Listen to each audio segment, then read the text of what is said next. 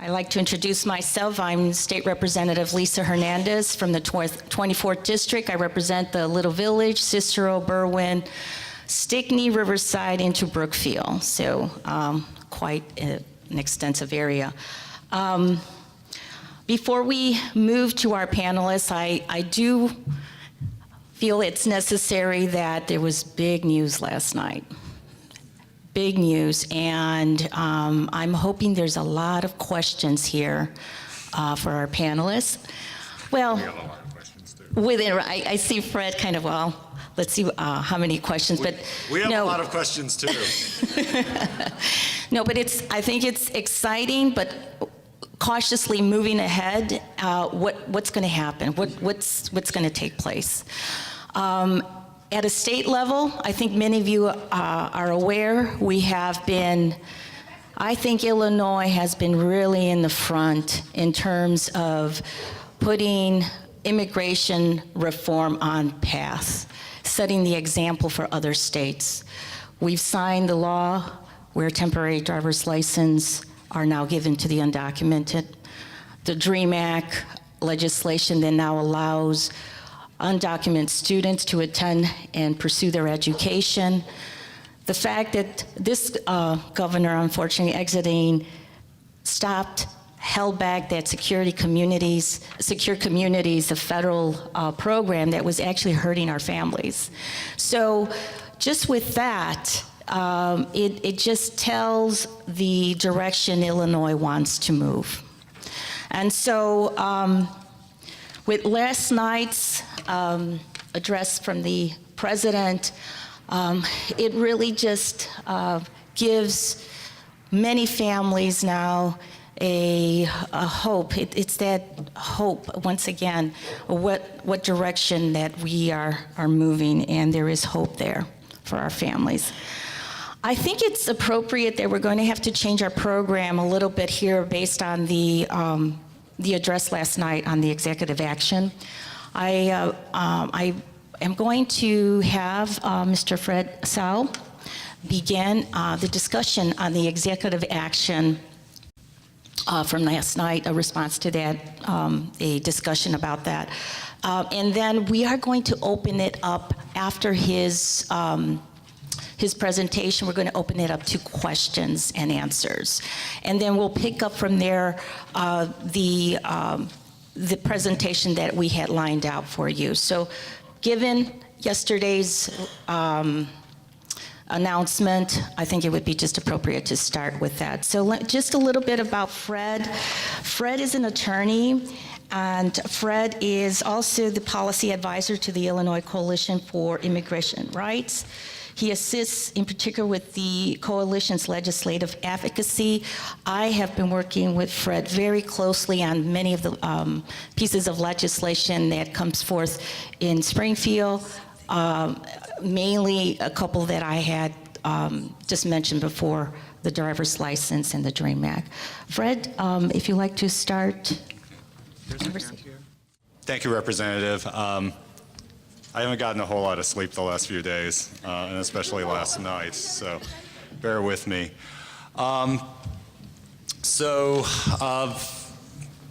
Obviously the White House has announced a lot of changes, covering a whole very broad range of different topics and areas. Now the areas that I think our communities are going to be most concerned about are the changes that are being made with respect to deferred action, or what we have been referring to as administrative relief. It now has a name. It's deferred action for parents. That's going to be the main program. So I'm going to talk about that, talk about changes to DACA, Deferred Action for Childhood Arrivals, and then you can't really talk about either one without talking about the changes to enforcement priorities. And this is the area that's probably going to raise the most questions. And unfortunately, I don't have really good answers for that. I'm serious when I said we have a lot of questions too. So we'll try to, we'll try to share what we know at this point, and then, a lot of this is just going to need to be explained further by the Department of Homeland Security, as cases come up or as questions get posed to them. And there is also one specific provision that is being mentioned that I'm going to ask Isabel to present on with respect to certain waivers for people who are applying for green cards. This is a somewhat more complicated area, and you're probably going to be really tired of my talking. So, okay, first off, let me start by talking about the expansion of DACA. Most of you, I would imagine, are already familiar with DACA. DACA was introduced by the White House and Homeland Security back in June of 2012 to specifically protect younger people who came to the United States, as children.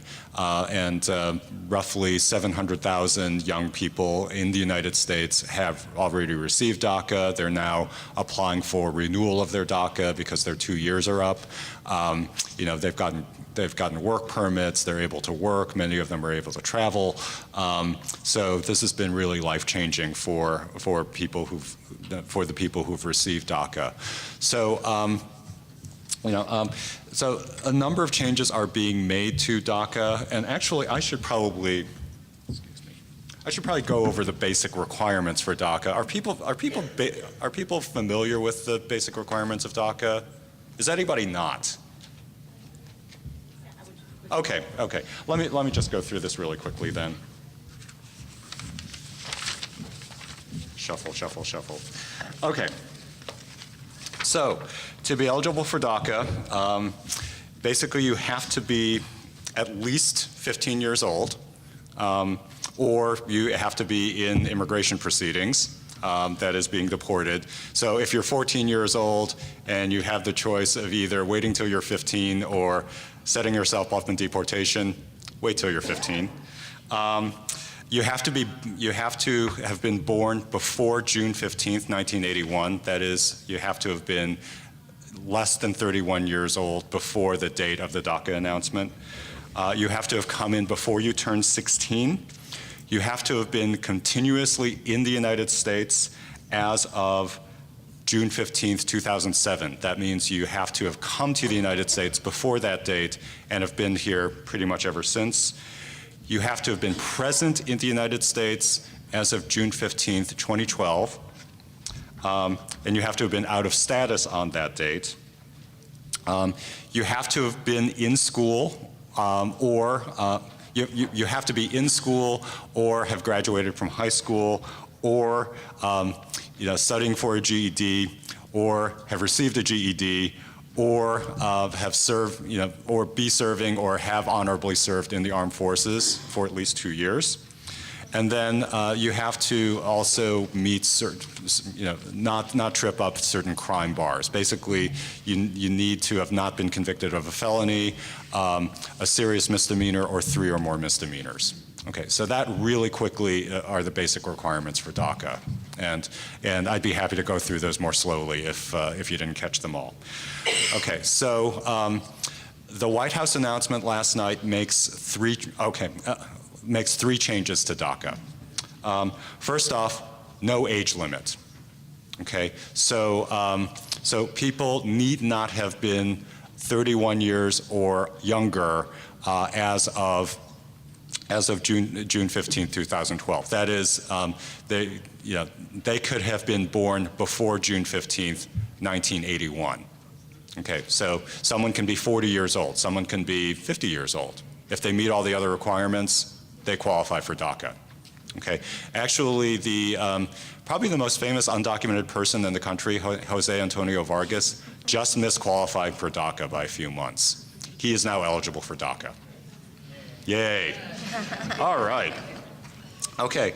Another key change is that I said that people need to have arrived in the United States before June 15th, 2007. That date is being moved up. Okay, so the new date is January 1st, 2010. So the date's being moved up 2.5 years. So that's going to catch quite a number of people who came into the country more recently than that. Okay, and then the third major change has to do with how long DACA is good for. Currently, DACA is good for only 2 years, and then you have to apply again. Okay, under this new change, DACA will be good for 3 years. Okay, and so the work permits and all the other protections that go with DACA would also be good for 3 years. That's pretty convenient because how much longer is Obama going to be president? Less than 3 years. Hey, so all these people will be coming up for renewal under the new president, whoever he or she may be. Okay, so the fee's going to stay the same, $465. The basic application process is going to stay the same. You fill out 3 forms, including a work permit application. The form may change slightly due to the new requirements, but the basic process is going to remain the same. People are still going to need to go through a background check, get their fingerprints taken, all that sort of thing. But the really important things are no age limit, and the cutoff date gets moved, and it's good for 3 years. Okay, I'll take this really quickly. Yeah. Are these going to be effective? Can we have, okay. Good point. Good point. Okay, so the question is this going to be effective immediately? No.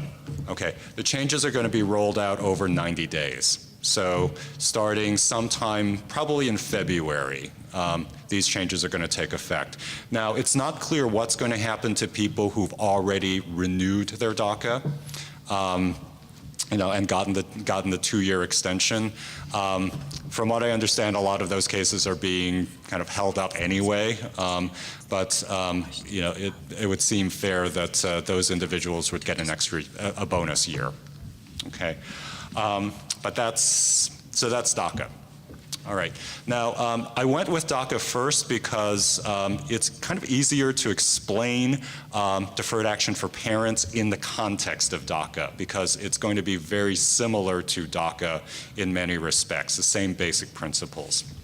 So, deferred action for parents will cover certain immigrants who have children who are U.S. citizens or who have green cards already as of yesterday. Okay, so if you're undocumented and you don't have children, you can't get busy and qualify for DAP, okay? I wish that were the case. Or adopt, or marry someone and get stepchildren. Can't do that, unfortunately. Okay, but okay. So the basic qualifications, as far as we know so far, they have to have entered the United States before January 1st, 2010. That same magic date. That's also the date for DACA. They have to have been present in the United States and out of status as of yesterday, and they must not fall within ICE's enforcement priorities, which again I'll talk about in a little bit more detail in a few minutes. So just like DACA, DAP will be valid for 3 years. Most DAP applicants would also be applying for a work permit, so they'll pay the application fee for a work permit, which again, $465. Those work permits would be valid for 3 years. Just like DACA, DAP recipients would be able to apply for permission to travel. And I know several DACA recipients who have, so DAP recipients will also be able to see their relatives in the home country or do other travel. Unlike DACA though, this program is going to start up probably within the next 180 days. So this would be late May at the latest when the application period is going to start up. So be on the lookout for more information about the DAP process as that rolls out. There's no form yet. There's nothing to apply for yet. I know, notarios are going to come out of the woodwork over the next few days. In fact, they probably already have, saying, hey, I can help you apply for this. Don't believe them. In fact, report them. Report those jerks to Oops. Report those fine upstanding members of the community to the Attorney General's office or the Cook County State's Attorney, please. Okay, let me say a few words about the enforcement priorities, because those are getting juggled somewhat as well. Over the past several years, ICE has issued a series of memos stating what their priorities are. And those priorities have, for the most part, have not changed a whole lot, but they have changed in some interesting ways. And I have to admit, I need to read these and listen to more people who've read these more closely to side by side to compare the differences or identify the differences. But let me at least go over this with you. So priority one, the top priority category that ICE is going to be focusing on, or Homeland Security will be focusing on, include these people. People involved in terrorist activity or who pose a national security risk. People who are immediately caught at the border. So, when President Obama said that he is cracking down on the border, this is part of what he means by that. So those people are going to be targeted. And then people who've been convicted of felonies, gang crimes, and what are called aggravated felonies, which is, aggravated felony is a term of art under immigration law. It does include some misdemeanors in certain categories. Carlina and Isabel and probably the judge can explain more about what an aggravated felony is better than I can. So those are priority one. Second priority, people who've been convicted of 3 or more misdemeanors, or what's called a significant misdemeanor. Now, those of you who are familiar with DACA will be already familiar with what this term means. So certain categories of offenses are counted as significant misdemeanors. Domestic violence, sexual abuse and exploitation, burglary, DUIs, unlawful use of a firearm, drug trafficking. Those are categorically considered significant misdemeanors. So anybody convicted of one of those is priority 2. So not as high a priority as someone convicted of a felony or a gang crime or suspected terrorist, but still a priority. And then also individuals who are caught having entered the country unlawfully, but who came after January 1st, 2010. I'm sorry, do I have that date right? I think that's, let me double check that date. 2014. 2014, sorry. So basically individuals who, who came in more recently, okay? And then the other people who fall into that category are people who have significantly abused the visa system. Now, whether someone who just simply overstayed their visa, is going to fall under that, that's not really clear at the moment. But someone who repeatedly, overstays their visa or commits visa fraud, that would probably fall into this category. And then finally, priority 3, the lowest priority, are people who were ordered removed on or after January 1st, 2014. So people with new removal orders. Now, what's left out here is people with old removal orders that are not based on convictions. So, if you were caught at the border many, many years ago and got a removal order based on that, and then just came back in, or came back in after that, but have been here for many, many years, you're no longer a priority. And I know several individuals who've been swept up in immigration enforcement who fall into that category, and who are now facing deportation. They would no longer be a priority. So in fact, many of them would qualify for DAP. So those are the enforcement priorities. I'm going to turn it over to Isabel, if you're ready, to talk about another. Before you do, Fred, I think that Wait, we want to make an announcement. Okay, well, okay, we can do that. So, we're looking to open it up to questions now. well, let's introduce the panelists and then we'll have questions. Okay. So what we're going to do, and is actually open it up to questions, but before we do that, I do want to introduce the rest of the panel. We also have Carlina Tapia Rauno. Carlina is currently the Commissioner of the American Bar Association and Immigration Commission, and past President of the American Immigration Lawyers Association. We also have Judge Virginia Perez Guzman, and we also have Isabel Martinez. And so I wanted to just say a little bit about each of them, and it's over here. So Judge Virginia Perez Guzman was appointed in 2010 and presides at the Chicago Immigration Court. So evidently, it's notable her background. And we have now, if I have all my paperwork in order, Isabel Martinez. Isabel is a practicing attorney specializing in immigration law, and she entered the Illinois Bar Association in 2005, Cinco de Mayo. So I wanted to, first, before we even move to questions, the expertise that we have sitting here on the panel table.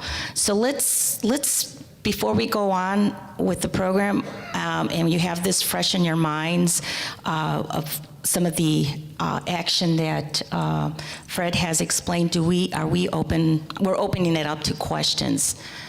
And what I'm going to ask is if you could come to the microphone at the middle of the aisle here, if you can state your name and where you're from would be very helpful.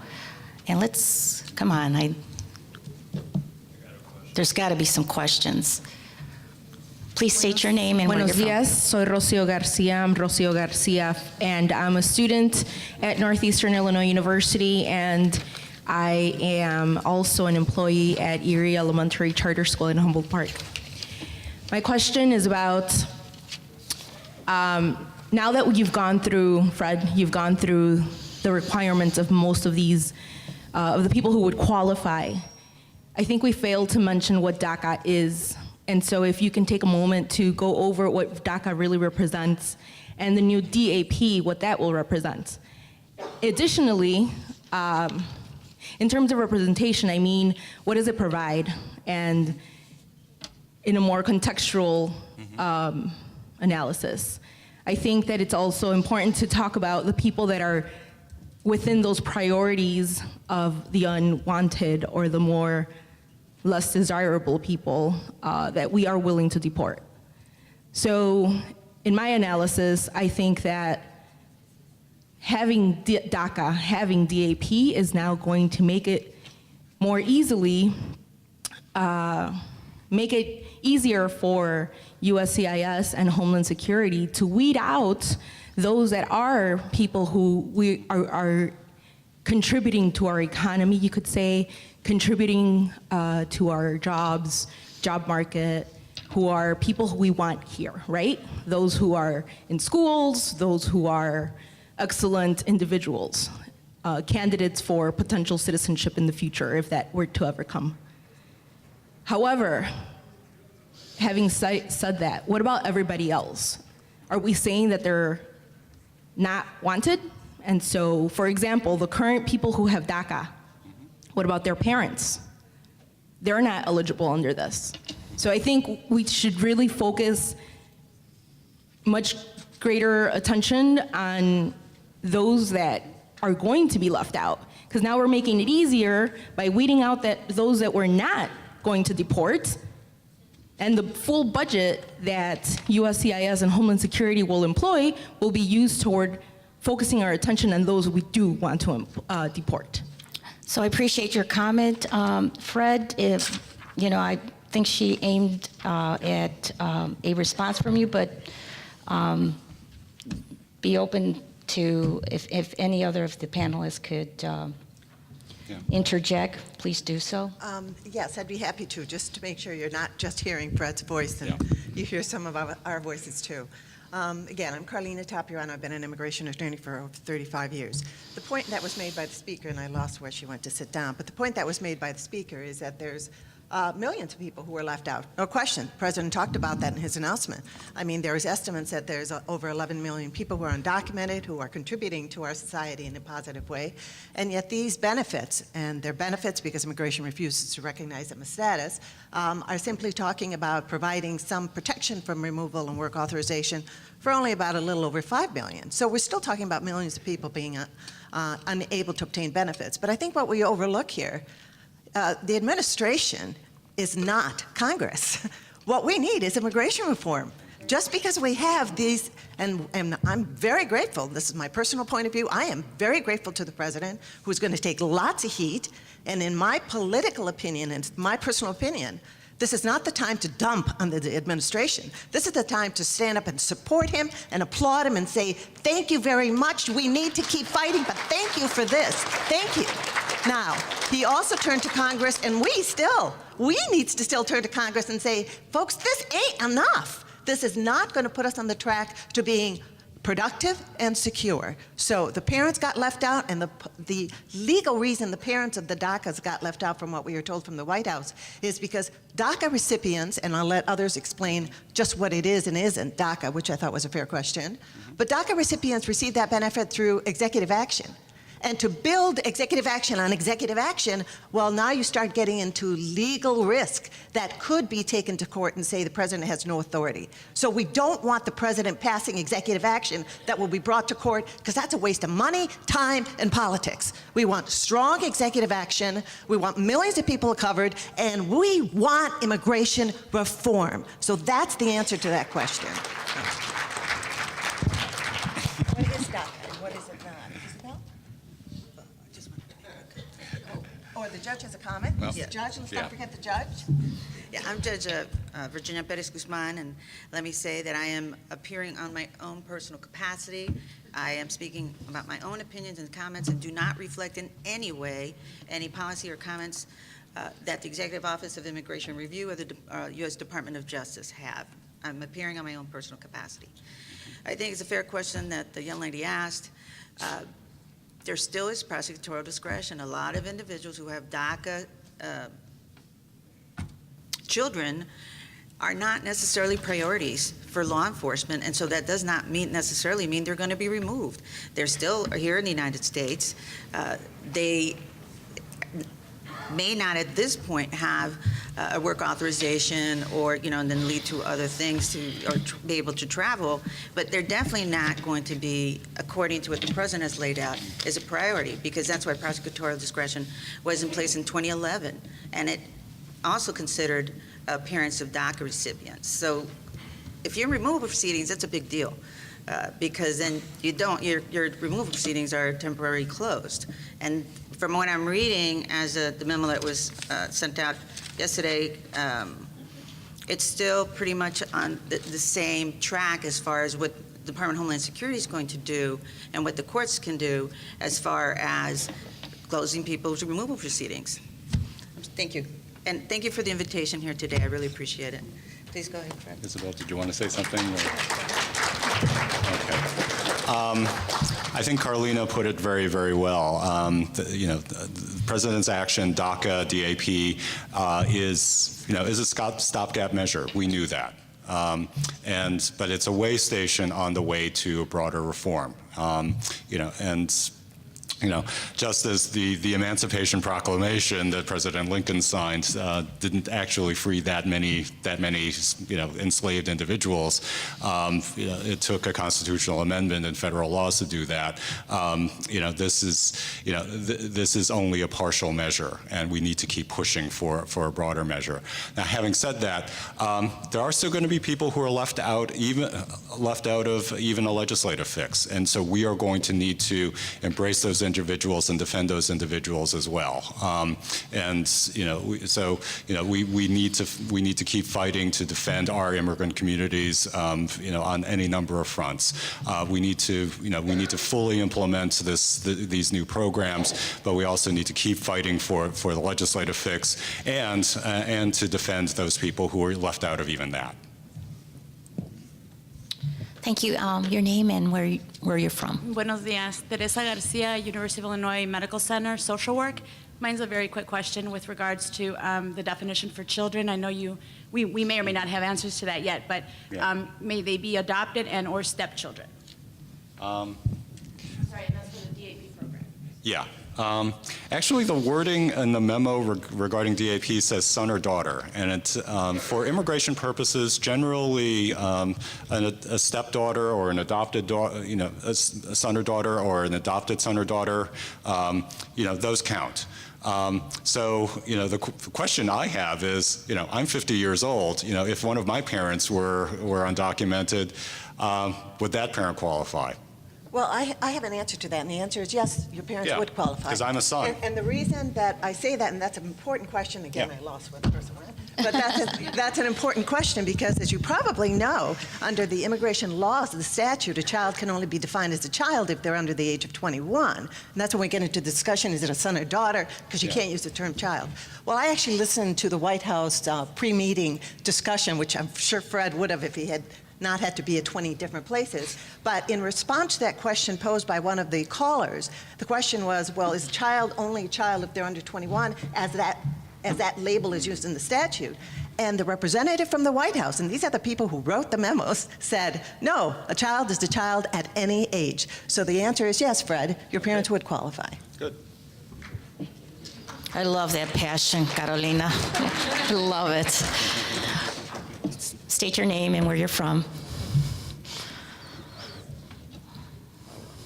Hi, my name is Ruben Bautista. I'm a third-year student at the University of Illinois at Chicago.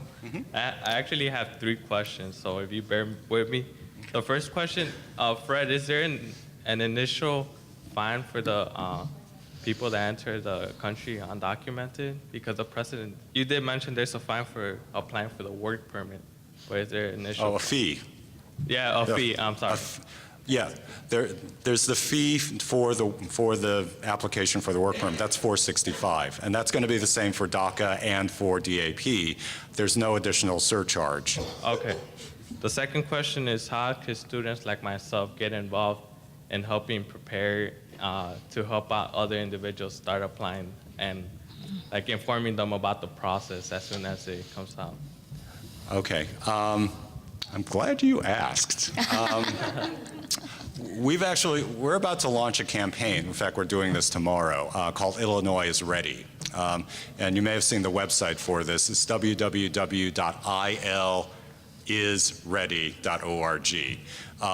So, the point of this campaign is to work with organizations, groups in the community to get them ready and prepared to get people in the community ready to apply. So we're actually doing a pretty big event at Benito Juarez High School tomorrow morning.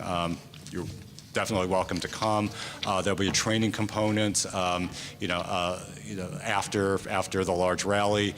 So come on down. And if you can't make it tomorrow, we've got materials, that'll be on that website. We're going to be holding more training sessions. Come on over. Okay. www.il or Illinois, illisready.org. Okay. So kind of a minor change in topic. I know we're excited about the news President Obama announced yesterday, but we're forgetting about my friends, my classmates that are undocumented, working 2 jobs to pay to go to college. How are we looking at the state level and passing a bill that will enable them to apply for state funding? Or So we do have, you may know the DREAM Act. And so part of the work, that's a big step. I'll answer this because it has to do with legislation.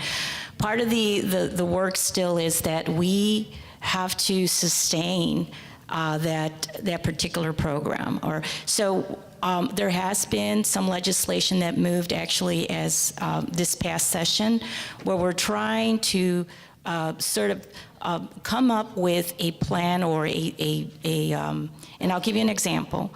One that was put out there is perhaps a half of a penny for those transactions that are made to Mexico, those transmissions those receipts that go, that perhaps placing a 0.5% on and tag it on to the fee, but that would go directly to the drink man. So that's just sort of an example. Believe me, it's very monumental to see if this can even really work.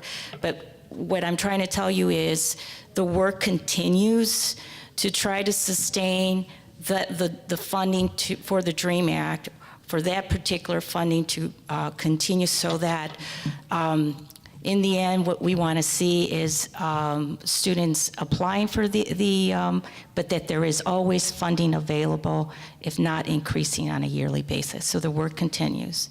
Thank you. Good morning. My name is Sylvia Fonseca, and I'm the Acting Immigration Coordinator for DCFS.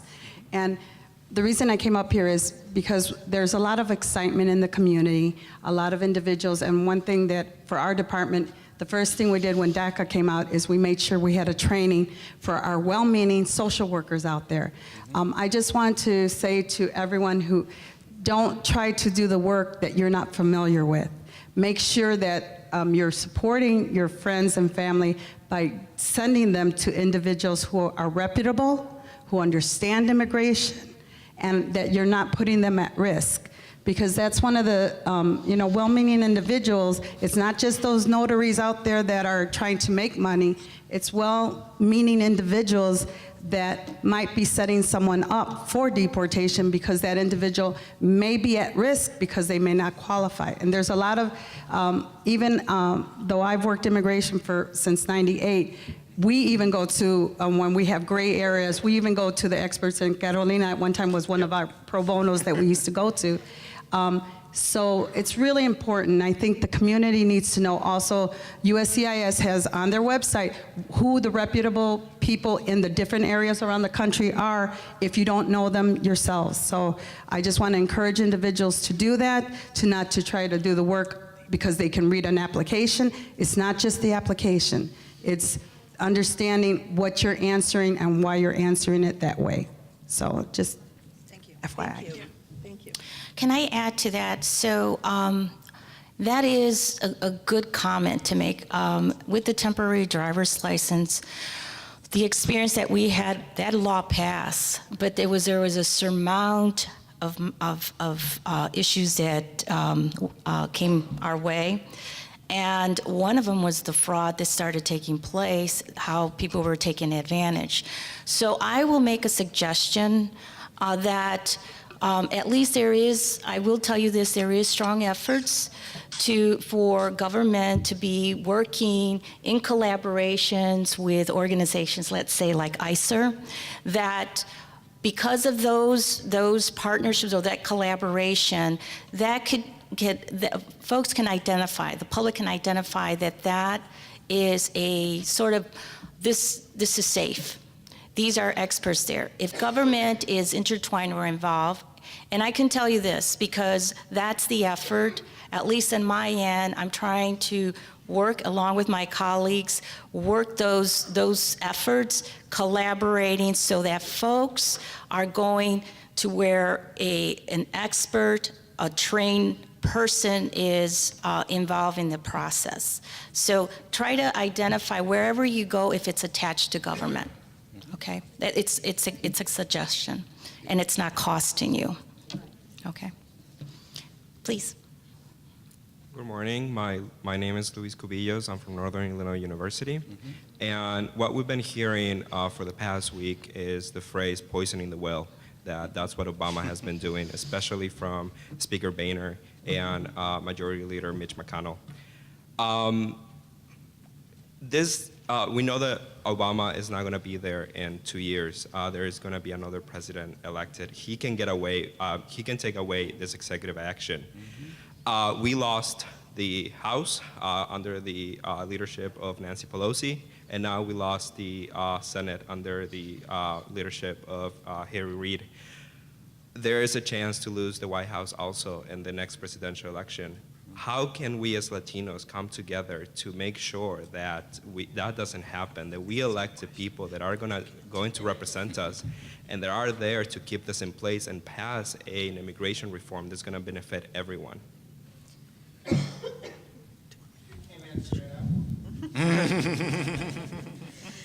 Again, I'm speaking my own personal capacity. You have to go out and vote. Everybody has to vote. You can't have your voice heard if you don't vote. You can't sit at home. You have to vote and make your voice heard and encourage everyone you know to vote and to become United States citizens. Part of the plan for the president is also to educate people with naturalization. Everyone, being a judge, should be a United States citizen if you're going to be living here in the United States. You really need to. The benefits far surpass any other dual citizenship that you might be considering. The second part is, and I was going to ask the question, is it a risk for immigrants to come out and apply for this new benefit? Is it a risk for them? And should they be taking the risk? Well, one of the questions that I always got from parents and students when DACA first came out in 2012 was, well, if I apply for DACA, is that going to lead me to be deported?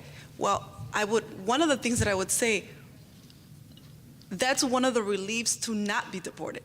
That's one of the, if you're in immigration proceedings in front of a judge, if you are granted DACA, they would say you're not going to be deported. So I would say that obviously we can't foresee the future as to whether or not this will lead them into this risk, but the benefit in this case of people getting their work permits and getting a social security number and being able to get a driver's license and just have some peace of mind now, I think is greater than the risk that you run. That's my opinion as an attorney. But I'm sorry, I follow up. Shouldn't we understand this? I mean, we should be happy and celebrate, but we should see this as a beginning, not an end. This wasn't what we were fighting for. This is just the beginning, one step closer to what we want, but it's not the end. Exactly. Okay. As an attorney, let me first answer your first question and then address the second one. Switch gears on me before I got to talk. As an attorney, yes. Actually, anytime you file an application with the agency, this is the federal government, you are putting yourself at risk. But now, as an attorney with experience, I would also say to a DACA applicant, if I believe you qualify, and if there is no fraud, because to be honest, they're always looking for fraud, and if that applicant commits fraud, I don't care if they had the attorney or the judge representing them, they're probably going to be detained. Immigration will not tolerate fraud. So that's something you have to keep in mind. But my opinion as an attorney is, if you apply and you don't qualify and there's no issues of fraud or other factors, hopefully there isn't a warrant out for your arrest as a fugitive, because those are important issues too, then you get denied, but you're not likely, please understand I didn't say I guarantee, you are not likely to be put in removal proceedings because the president just announced his list of priorities. And an undocumented person who isn't in the top list of priorities is not going to be, they're not going to spend their time detaining and removing you because they only have so much money and they want to go out for the big fish. So that applicant who failed DACA, as long as there weren't those other issues, fraud, criminal history, you know, if you were previously deported and there's a warrant for arrest for you, I would say you better consult an attorney, you know? This is not just a regular case. But the bottom line is, if you thought you qualified but you didn't get it for whatever reason, as Isabel said, you know, you got to take chances in life. And if you want a guarantee, don't look for immigration applications. There is no guarantee. You have to be willing to make an educated, informed choice based on honest applications. That's my opinion. But with regard to the second one, I repeat again, this is not the time to dump on the administration. I know it's not everything we want, but he is going to catch so much heat for giving us for what we wanted. This is the time to turn around and say to the Congress folks, Republican, Democrats, because there's a few cowardly Democrats in there, you know. This isn't all Republicans. There's some Democrats in there who are letting us down. It's time to say, he gave you the architecture. He gave you the framework. You got to go out there and you got to put money, you got to put goodwill, and you've got to invest in it. Because if you don't, what Virginia said, you, not Obama, he's out. But you, Mr. Congressman, you ain't going back. So that's the people we need to put pressure on, not the administration, in my opinion. I'm going to add something as well, a comment. What occurred this last election is an assortment of, there's variables. There's an assortment of how people reacted. But as a community, an immigrant community, not voting is a no vote. So no matter how angry at some of the decision-making that occurs, not voting is just essentially giving up, not participating, not mattering. Be angry at some of the but take action, and your action is your vote. I certainly count on your vote to be elected, and maybe all my decision-making might not be you're on the same page with me. But what I do, the decision I make is on behalf of the district I represent. And I am startled at the amount of voters that are registered that don't come out and vote. And I have to say, Latinos are criticized for not coming out to vote. They're registered, but they're not voting. Why? Is it cultural? Is it they don't know where to go? What is it? You know, it's a very young community, and I'm looking at the young folks here that we're looking at you. We're looking at you to move it, to be the stars now, to be involved. If you become a citizen, I know ICER does this, you become a citizen, they register. So there's a mechanism here, but what we're missing out is people coming out to vote. Does not the gubernatorial race matter? Does only the president election matter? All elections matter, because that's representation, that's your voice being in my respect, it's Springfield. I am your voice there. I get elected per the constituency in my district. So I'm trying to put it out. What does it mean? You know, Latino families like to go to the bank as a family. They like to go to the grocery as a family. Maybe we need to go and vote as a family. It's trying to maybe figure out how do we have to do it. But I'm really common, because I was very just triste, sad, to see, in particular in the Little Village area, the amount of registered voters, and it was the lowest count in the whole city of Chicago, the 22nd Ward. I was very just saddened by that. So we need to pick it up, and I call out to you young folks. You're energetic. You got it. We're looking at you. Thank you. That's my comment. Thank you. It was a good comment. My name is David Gomez. I represent the Illinois Department of Corrections, but I'm also speaking as an individual of my own personal concerns in that, and I don't want to bring a gray cloud in a room where there's a lot of good feeling and a lot of hope and a good move in the right direction, but has any consideration, or what considerations have been given? Because there will be some individuals who fall under that undesirable category, individuals who commit crimes of a more serious nature that may be entering or having to deal with law enforcement, whether it's local, county, on a state level, and the potential impact a large number of individuals coming into this system may have, and what kind of resources or support will be funneled in that direction to help an already burdened system. That's it. is the question of, will the Department of Correction get more money? I'm sorry, I didn't. Well, I'm not going to speak officially in the capacity that way, but overall, not just Department of Corrections, but you've got local agencies, county agencies. The president did mention that he planned on providing resources toward federal agencies. You got Homeland Security, you got ICE and Border Patrol, but many of these people are already within our communities, and as this begins to roll and we identify more individuals who do fit that undesirable category, we're going to probably need some help. Well, I think Fred actually is the best one to answer this question because it involves detention. And I can tell you right now, the U.S. government spends more money on detention of non-citizens for immigration violations. So if the question is, do we need to spend more money? I'm sorry, my answer is no. We need to detain less people.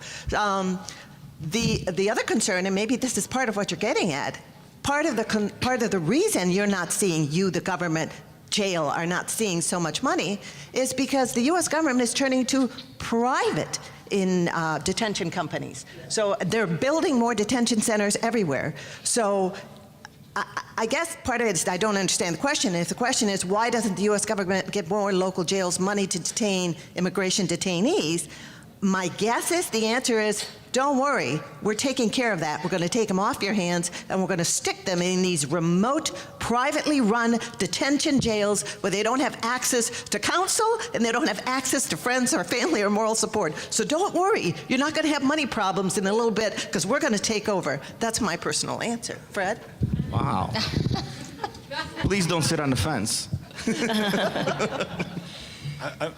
I guess I'm still not understanding the question. Well, I guess it comes back to dollar signs. It's going to come back to that. Assisting agencies with whether it's funding, equipment, dealing with additional individuals that come into our system, whether you're on a state, local, county level.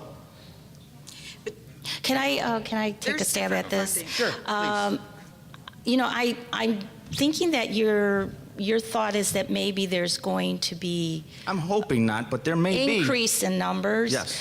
And I would put myself out there to say that there's been great effort on the legislative part to keep that from happening. Okay. And I can tell you this, at one point there were 12 anti-immigrant bills that were introduced or they were trying to introduce in Springfield, and it was stopped. It was held back. So it depends a lot, that representation to, you know, in this case, I think Illinois has been very successful in not allowing, in this, we fought at one point them open, there was an effort to open up a detention center and it just didn't happen. So I say with the record Illinois has, I wouldn't anticipate, hopefully, that with our new administration, we continue on the path that we have been. Thank you. And just to answer a bit more on his question, there was secured communities that we got rid of that because, I mean, we don't want for you guys to have immigration power.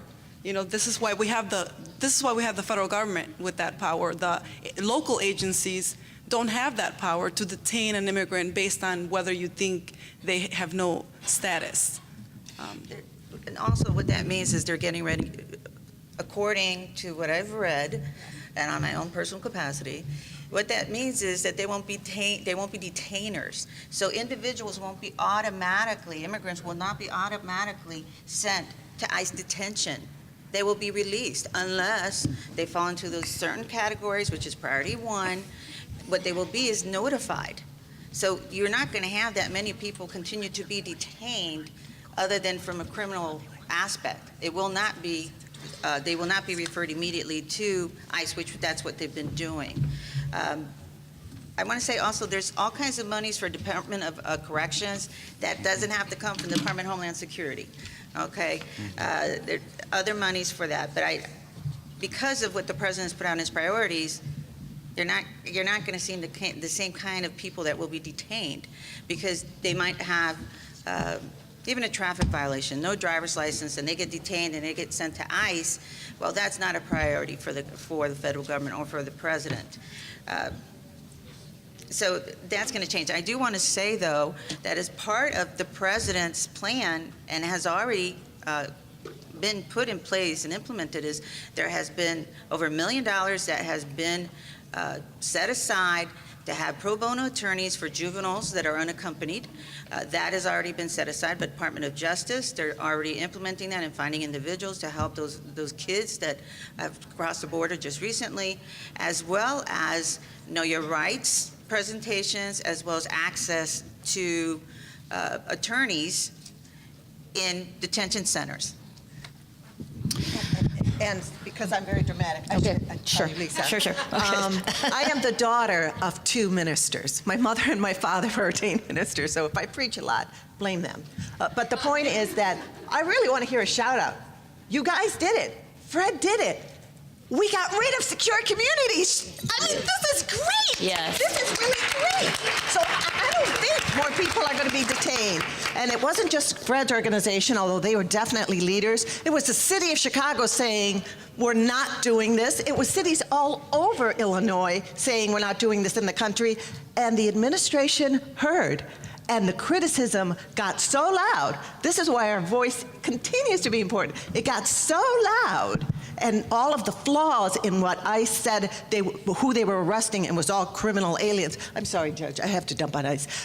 All criminal aliens, and it turned out to be most of them had immigration violations or misdemeanors, that the administration ended secure communities. So I disagree with the gentleman who I lost in the jail. I don't think we're going to have more people detained. I think we're going to have more people turn around at the border. Yeah, I think that's going to be an increase.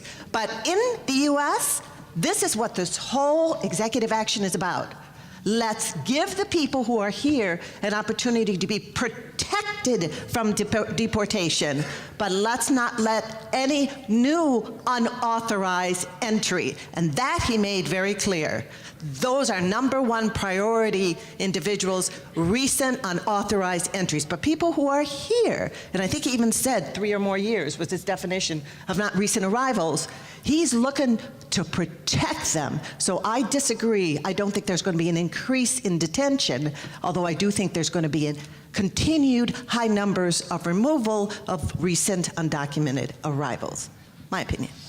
Okay, you know what we're going to do is I'm going to cut it off because we did not even get to the rest of our program or presentations. So I'm going to ask if we can quickly move, and we're going to try to fit in the rest of the presentations, okay?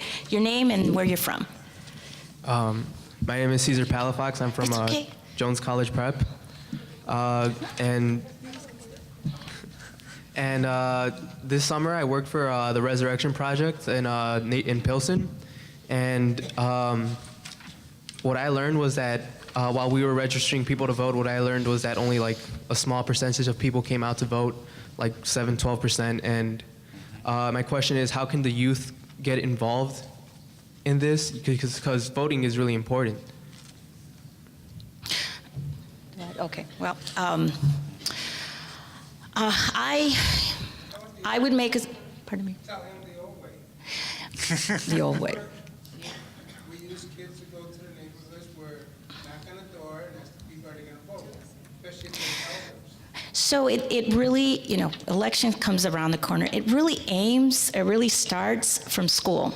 And so, unfortunately, what has happened in our school system is civic engagement has kind of been pulled out of that. That is where it came from. So there's encouragement, there's effort to try to, how do we then engage our young into the political, into the election government overall process. And so we try to come up with programming. I would always, if there's interest within your community, you join an organization. You look at who your elected officials. You look what's interested. What are you passionate about? What do you want to see change to occur? Where does it matter for you? And you pinpoint. You pinpoint where you go within your, if it's not even within your district, it could be what's current. If it's going to be the presidential election next, get involved within your community or outside of the community. But it's a matter of just reaching out, and you usually have that within your own community. I don't know if anybody wants to. Can I just, were you working with the New Americans Democracy Project, our project? Because TRP was participating in that. I think we might have. In that program. Okay. I mean, that work, I mean, we do that work every 2 years for the general election cycle, but you know, the youth engagement is actually an ongoing program on our part. So, definitely working with TRP or working with other organizations in Pilsen, Little Village, Southwest Side, is great, and I would second the representative's suggestion in that regard. Our work is going to continue in that regard as well. And actually, to follow from the previous question, I think getting people ready for this deferred action program is a perfect opportunity to do that. Thank you. Sure.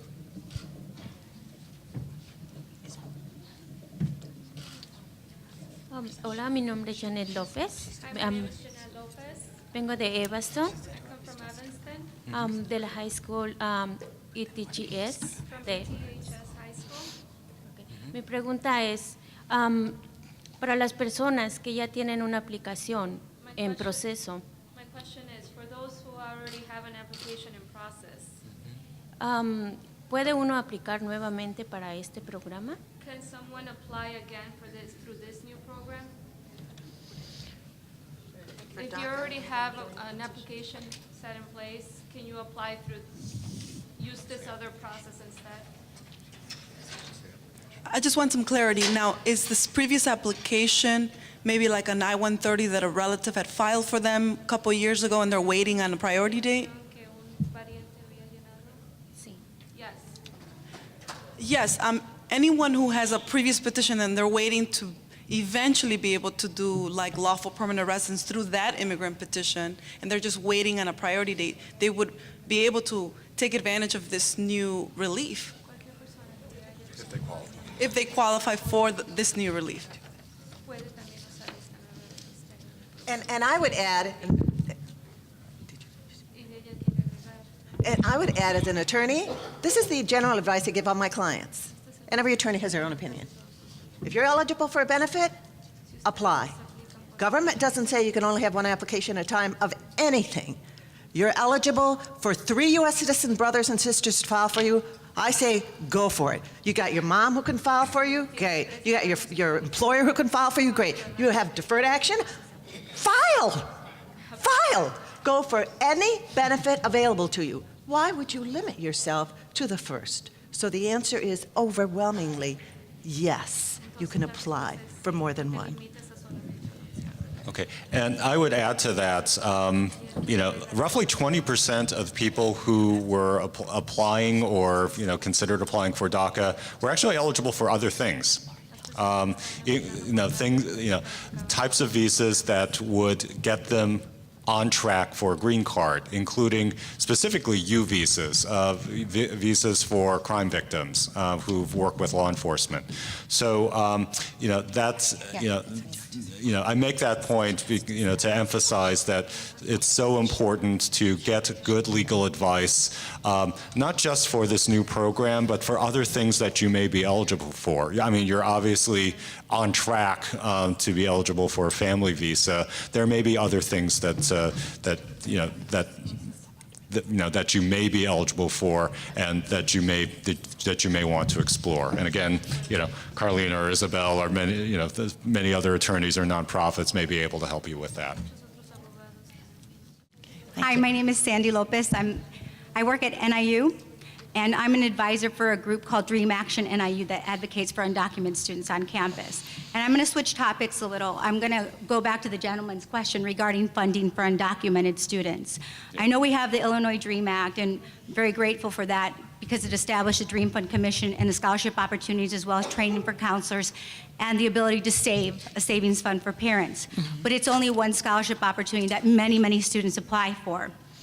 So what I'm asking is, what will Illinois do that's always been an immigrant-friendly state and has done so much on behalf of our community and our students?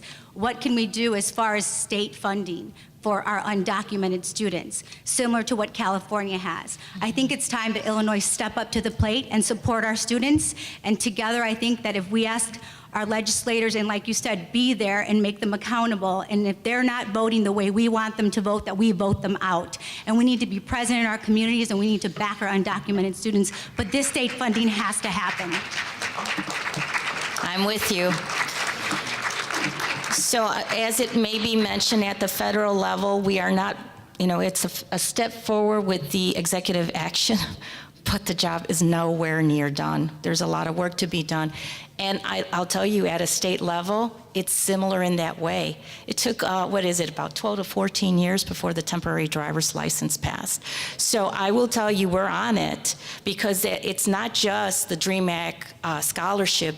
There's also having universities be much more open, there's discussion. So I do want you to know there is a variety of discussions on the table on how we're going to address it, but you bringing this to our attention, this matters.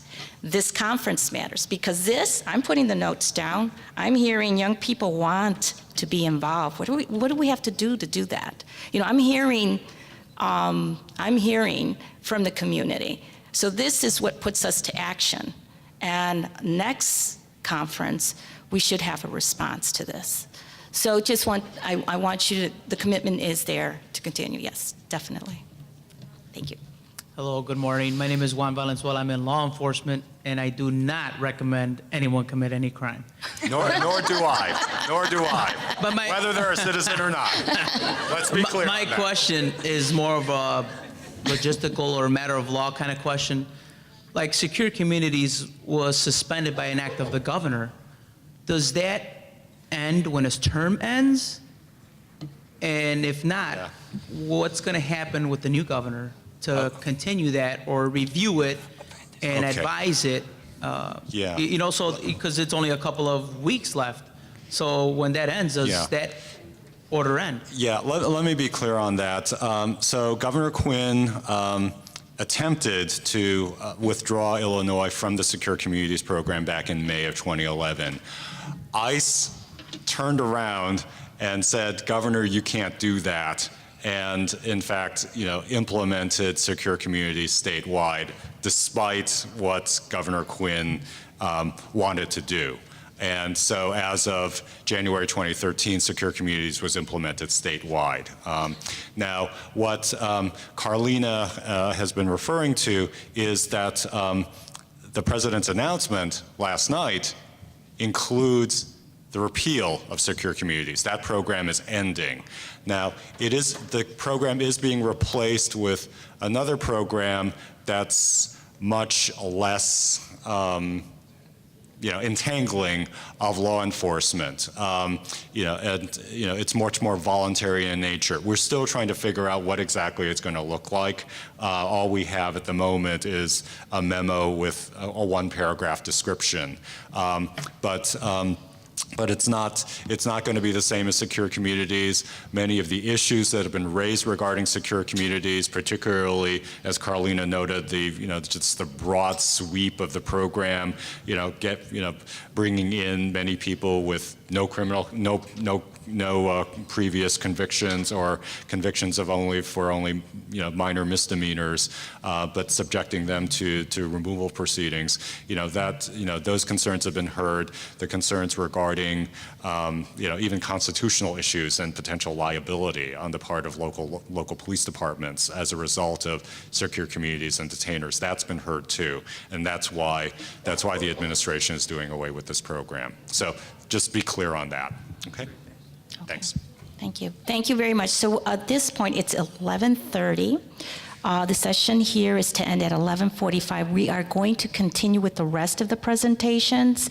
If it allows for questions and answer, which I don't know if we'll get there, but would we be in agreement that we'll stick around if there is any questions afterwards? We'll try to just get through it right now. So why don't we Okay, visas, battered, other visas, maybe battered. Do you want to start, Isabel, on that? The other visas, battered spouse and U visa? Yes, I'm going to be, because of the limited time, I'm going to be speaking about U visas. How many of you have ever heard of what a U visa is? Okay, so we're pretty familiar. I'm still going to briefly explain the requirements, but I did want to touch base on that. So as many of you that have raised your hand know, a U visa is a visa that is given to a person who's a victim of a crime. Now, it can't just be any crime. There are a specific list of crimes that are allowed. And in this case, there's domestic abuse, there's felonious assault, there's rape, forced prostitution, sexual exploitation, incest, kidnapping. Now, one key thing about and the list goes on, but one key thing about a crime is that it has to have happened in the United States. It couldn't have been a crime you were a victim of in your country. Besides being a victim, you also have to have been helpful to law enforcement. So just because, let's say you were a victim of domestic violence, but you never reported the crime, you cannot get a U visa. You had to have reported the crime and cooperated with law enforcement and the prosecution to prosecute the crime. And you had to have been physically or mentally hurt by being the victim of this crime. Now, a lot of people that have been applying for U visas, one of their biggest obstacles has been this cooperation with law enforcement, because they cooperate and then they have to go and get something certified by law enforcement that they cooperated, and they've run into problems.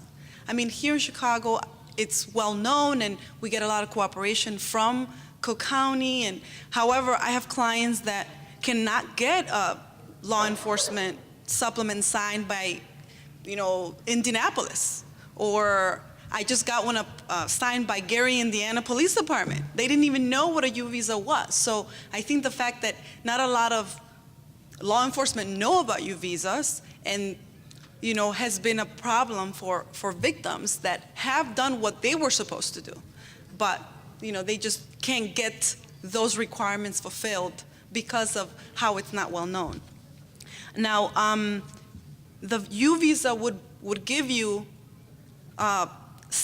legal status in the country for 4 years, a work permit that would that once you have U visa status for 3 years, you would be able to apply for lawful permanent residence, which, as a non-immigrant visa benefit, to be able to, in 3 years, be able to apply for lawful permanent residence is great. And one of the important things about U visa applicants is that they can also help their families. They can apply for their spouse. I mean, their spouse could apply for the U visa with them. Their children under 21 are also eligible. Any children older than 21 are not. And if you were a victim, and your parents can apply only if you were under 21 for your parent. I don't know if anyone else has any, just continue, okay. So one of the things that with U visa is, this whole, you can also, because some people say, well, it's so expensive, I don't even have the funds to apply, but you can apply for a fee waiver. Even when you apply, if you don't have the funds, you can show the USCIS that you don't have funds to even apply, and they will, so long as you provide evidence of your expenses and your income, you might be eligible for a waiver, which helps a lot of people when they don't have the funds to apply for such a benefit, even if they have it available. Once they're able to apply for their permanent residence after 3 years, once they're able to apply for permanent residence and then they become citizens, then possibly they can apply for their parents who did not qualify when, because they were older than 21 or something. It's a benefit that keeps on, keeps on giving, exactly. So, I don't know if, I don't have a lot of time, I know. Since we're short of time, we're going to move on, but I will tell you one great thing that we did do legislatively is that we actually implement, just like the police departments have their forms, say if there is a victim of violence who it falls under that status, and they have their forms to submit for potential U visa, obtain a U visa. What we ended up doing is putting that through all the departments within the government. So the Department of Labor, the Department of Human Rights. I mean, where there is a possibility there is a victim of violence that falls under that status, now you have the departments ready to fill out that application. We did that legislatively, so that's one big plus. Yes. Certification. So that's great. So our next topic that we're going to be talking about is just an overview of family immigration benefits. And our Judge Perez Guzman, if you'd like to just speak on it briefly. All right, not to make the representative look bad, but we're not going to do what she just said. We just decided, I'm sorry, and she's doing so good. We're going to skip around a little bit, and I think what we're going to do, with the judge's permission and consent, we're going to talk about provisional waivers. And now, this is something also that was affected by the executive action. What's a provisional waiver? Well, it's a waiver for starters, and who needs a waiver? Well, there are people who are eligible to apply for permanent residence or even for temporary visas, non-immigrant visas, including the EU we just talked about, but there are obstacles. There are what we call bars to their admission to get those visas, whether it's a U, whether it's permanent residence, whatever. Individuals who typically have those obstacles are individuals who have made departures from the United States after having been here without authorization for either 6 months or more, then there's a 3-year bar, 1 year or more, then there's a 10-year bar, or if there were repeated entries and departures after April of '97, which is a important legal point here, entries and departures after April of '97 when there was already previous long-term unlawful presence in the country, then certain individuals trigger what we call permanent bars to admission. So that means even if they could have qualified for that visa, they're not going to get it because they are inadmissible. They have a bar to their admission. Now, we have waivers available. This exists in statute in the government. Waivers that say, well, even if I would be subject to the bar, I would like the U.S. government to put that aside. In essence, to pardon it. Think in concepts of criminal law. To pardon my violation, which makes me inadmissible, whatever that may have been. And why should they do that? Well, in many cases, it's because there are different waivers available. It's because if you don't give me this visa, you don't allow me to remain in the country legally, or you don't allow me to be admitted for the first time, then some relative, close relative, who is a permanent resident or U.S. citizen will suffer extreme hardship if I have to remain out of the country for 10 years, or God forbid, permanently. Now, a couple of years back, in March of 2013, the administration, again, President Obama, he created a provisional waiver process. What does that mean? That individuals who still wanted to get their immigrant visas, and now we're talking immigrant, this is only for immigrants now, not for U's, but people who wanted to get their immigrant visa and had these waivers to deal with, well, the law up to that point said, oh, did I fail to mention? You have to leave the United States and you have to go wait abroad while we're deciding if we're going to give you this waiver. And that decision was taking 6, 8, 12, and I think at one time, I don't think now any longer, but it was taking over a year. So this suffering was taking place. The very thing I said, don't make me wait, because my relative will suffer. while you think about whether or not they're going to suffer, they're suffering. And then at the end you said, yeah, I approved the waiver after they had been out for a year and the relative was suffering. So there's some illogical sense to all of that. So President Obama and his administration said, in certain cases, we're going to allow those people who still need to apply for those waivers, but they can do it here in the United States so they're not separated from the family, because that's the essence of the waiver. The separation will cause hardship. But that was a very stingy proposal he had in March of 2013, because it was only if you were being petitioned by a U.S. citizen spouse or parent. If you had a permanent resident husband or wife who was petitioning you, or a permanent resident parent who was petitioning you, I'm sorry, you had to go suffer outside the United States, and that was that, to get the waiver.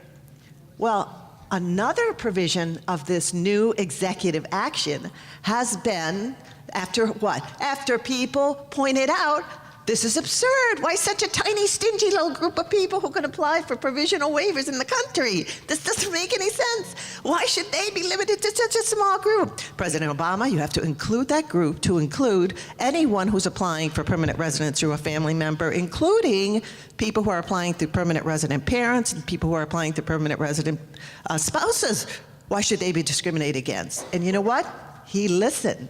Thank God for Fred's organization. Thank God for the representative here. We need to have administration listen to the failures of their own proposals. And he did listen. And now the executive action says, okay, we're going to amplify the group of people who can apply for these provisional waivers. And something else. We seem to have a lot of inconsistency, and forgive me, Judge, incompetency by these people in the administration, although she's not part of it. Remember, she works for the Department of Justice. I'm talking about the incompetence of the Department of Homeland Security. Well, we seem to have a lot of inconsistencies and outright incompetence. As a lawyer, I can tell you I've seen the decisions by the people deciding these waivers. So another thing he added in executive action is, you know, I think we're going to clarify for our staff, for our folks, for our employees in Department of Homeland Security exactly what I meant when I said extreme hardship, because they didn't seem to listen very well the first time around. So we believe by clarifying what's required of extreme hardship, it will also amplify and increase the approvals of these waivers. Because can you think about, and I'm sorry, I'm being dramatic here, but, and this is what I tell to my clients, can you imagine presenting an application where you are going to say to the government, if you don't allow me back in within 10 years, my husband and wife are going to suffer, and I prove that, and the government says, oh, we don't think so. Can you imagine no suffering taking place in any family where the spouses are separated for 10 years, or the children are separated for 10 years? I mean, it's like, duh? Of course there's extreme hardship. So it's a question of what documents does the government need to see in order to explain and prove that this separation is going to take place. There should be, in my professional, personal opinion, there should not be a single provisional waiver application where they're asking for a waiver based on hardship to a U.S. citizen as a result of a 10-year separation that should not be approved. I can't think of a single case that doesn't deserve to be approved. But then that's just me speaking. Thanks. Well, I love that speaking. It's great. Are we going to, I'm going to ask, are we going to move forward to the prosecutorial discretion? I guess the only other things that I have that haven't been said yet is has to do with these next few weeks and few months as we find out more about these new programs and the political fallout and everything. That is a few words of advice as far as next steps. I've already mentioned a couple of them. First off, stay away from notarios and go bust them. If they're trying to scam our communities, go after them hard. And warn people in the community. Don't believe anybody who makes these promises. There's nothing to apply for yet. Second, folks need to get their documents ready. because all these applications require documentary support, identity documents, passports, other forms of ID, documentation that's people have been here since before January 1st, 2010. In the case of DAP, kids' birth certificates, basic things like that. Get those documents ready, keep them in a safe place, get them ready for when you're actually going to be able to apply. Third, get good information. Again, Illinois is Ready is going to be designed as a good source for that information. Also, Carlina, Isabel, other, good, well-respected attorneys and other organizations are going to be good sources of information. And then finally, this has been said before, I'll say it again. This is just a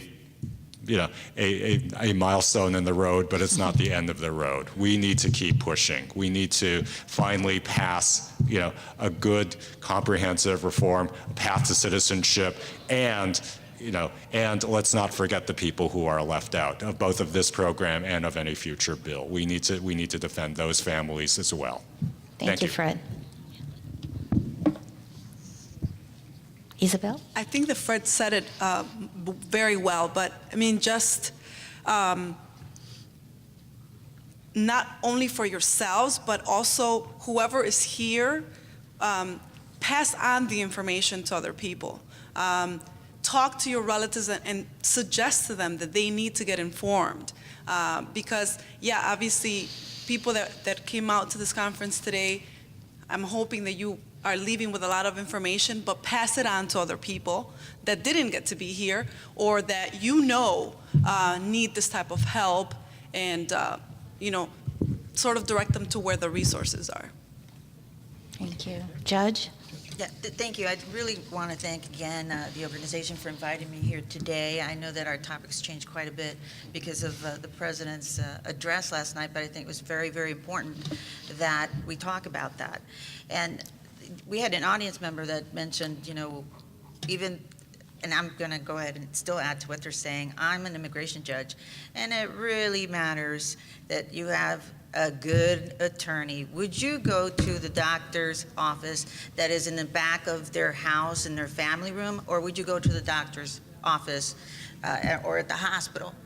Where would you go? That's the same thing. Are you going to go to an immigration preparer that prepares immigration work, or are you going to go to a notario? No, go to a lawyer. You wouldn't do that with a doctor. You wouldn't do that with a dentist. Don't do it with immigration. It's your life. It's your life. And you can be well-meaning. You can be a notario that tells you, I can forget that. I can do it, for $250, or you don't have to pay anything. Don't listen to them. Get a lawyer. This is your life and your family's life. Carolina. And my final comment, since I've gotten so much plugs about getting into a lawyer, so I don't have to add that, but I'll tell you in my experience as a lawyer, because I lived through legalization reform in the 80s. Yes, I'm that old. Legalization reform in the 80s, through the original DACA, through a million other programs, thank God. And my word of advice to you is, don't commit fraud. Don't commit fraud. Don't lie to the government. Not because I'm so moral and a preacher's kid, but because for 34 years, the greatest percentage of people that I represent are people who got caught in that lie and would have been eligible for benefits but for their fraud. They said they entered on a certain date in a legalization application in the past, and they didn't enter on that date, and the government has evidence of it. And guess what? They're not going to get any benefits in the future. Well, at least that's what the government is claiming, but it's going to be a hard fight to get them. So no matter how tempted any of your relatives or friends are to say, I'm going to pretend I was here on January 1, 2010, my advice is there's a whole slew of better benefits coming down the road. Don't mess it up by lying on this diddly little benefit. Don't lie, because if you do, even a good attorney, like myself, may not be able to help you. Keep it honest, and then go after the benefits you deserve. That's right on it. No lying. Do not lie. Actually, Lisa, So I'm sorry, Lisa, can I just make one more note? We were originally planning to talk a little bit about the driver's licenses, and obviously we ran out of time. But I know there is a lot of frustration in the community regarding how the program's being implemented. There aren't enough appointments.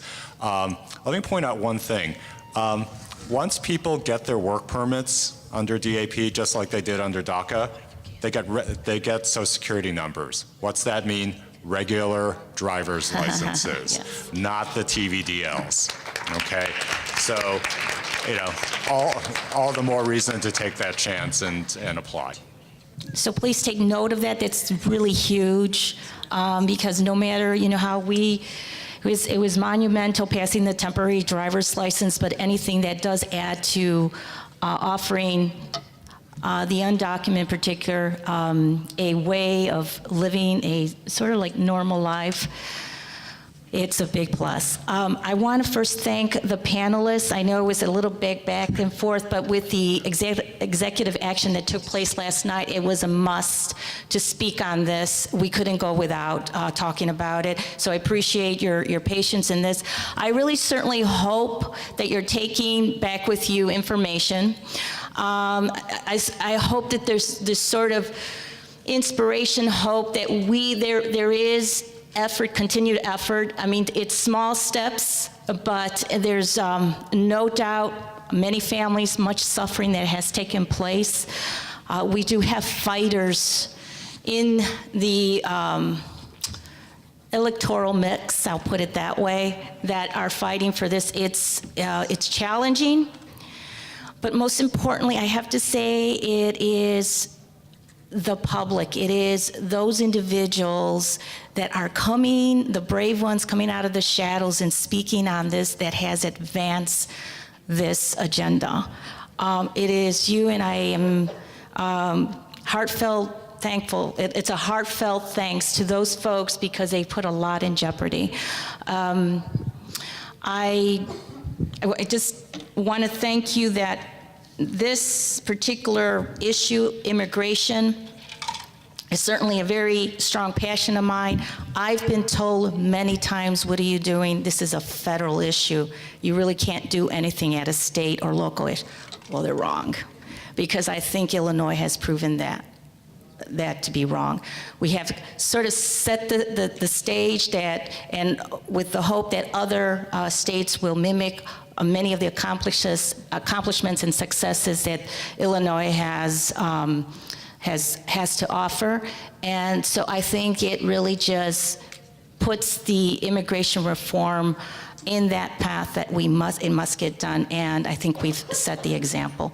So thank you once again for attending this session.